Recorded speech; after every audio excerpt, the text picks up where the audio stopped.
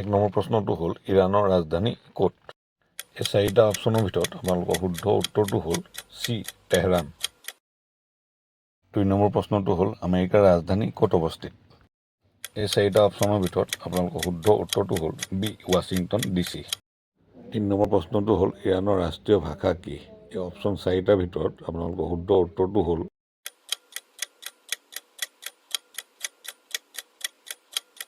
C Persian.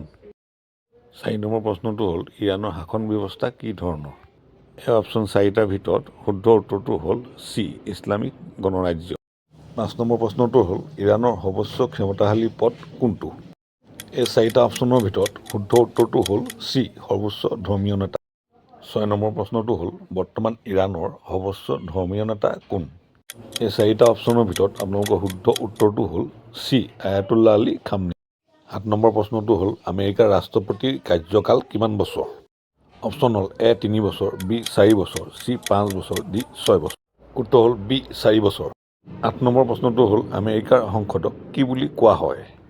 Option হ'ল এ সংসদ, B Congress, C মাজলিছ, D সভা। উত্তৰটো কোৱাৰ আগতে ভিডিঅ'টো লাইক এটা কৰি চেনেলটো ছাবস্ক্ৰাইব কৰিব। আপোনালোকৰ উত্তৰটো হ'ল বি কংগ্ৰেছ। 9 নম্বৰ প্ৰশ্নটো হ'ল ইৰাণৰ সংসদৰ নাম কি? আপোনালোকৰ অপশ্যন হ'ল এ শুৰা, বি মজলিছ, চি ডুমা, ডি চেনেট। শুদ্ধ উত্তৰটো হ'ল বি মজলিছ। 10 নম্বৰ প্ৰশ্নটো হ'ল ইৰাণ আৰু আমেৰিকাৰ কূটনৈতিক সম্পৰ্ক কোন বছৰত ভংগ হয়? উত্তৰটো কোৱাৰ আগতে এনেকুৱা ধৰণৰ ভিডিঅ' পাই থাকিব গতিকে ভিডিঅ'টো লাইক এটা কৰি চেনেলটো ছাবস্ক্ৰাইব কৰিব। উত্তৰটো হ'ল চি 1979। 11 নম্বৰ প্ৰশ্নটো হ'ল 1979 চনত ইৰাণত কি গুৰুত্বপূৰ্ণ ঘটনা ঘটিছিল? অপশ্যন চাৰিটাৰ ভিতৰত শুদ্ধ উত্তৰটো হ'ল বি ইছলামিক বিপ্লৱ। 12 নম্বৰ প্ৰশ্নটো হ'ল আমেৰিকাই ইৰাণৰ ওপৰত নিষেধাজ্ঞা আৰোপ কৰাৰ মুখ্য কাৰণ কি? অপশ্যন হ'ল এ ভাষাগত সমস্যা, বি ধৰ্মীয় মতভেদ, চি পাৰমাণৱিক কাৰ্যসূচী, ডি বাণিজ্যিক প্ৰতিযোগিতা।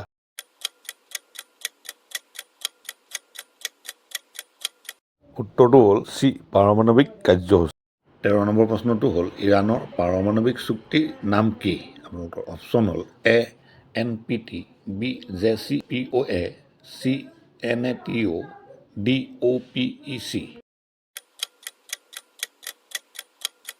উত্তৰটো হ'ল বি JCPOA।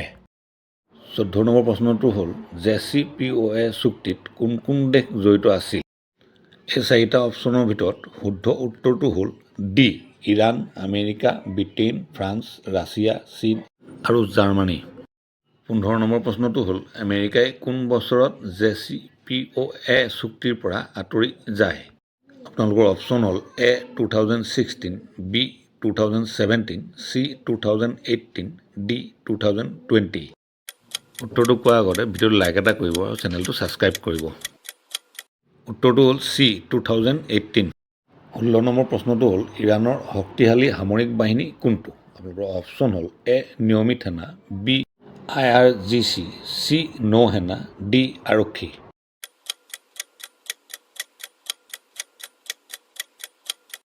উত্তৰটো হ'ল বি IRGC। 17 নম্বৰ প্ৰশ্নটো হ'ল হৰমুজ জলদাৰ কিয় বিশ্বৰ বাবে অতি গুৰুত্বপূৰ্ণ? অপশ্যন হ'ল এ পৰ্যটনৰ বাবে, বি তেল পৰিবহণৰ বাবে, চি মাছ ধৰাৰ বাবে আৰু ডি সামৰিক প্ৰশিক্ষণৰ বাবে।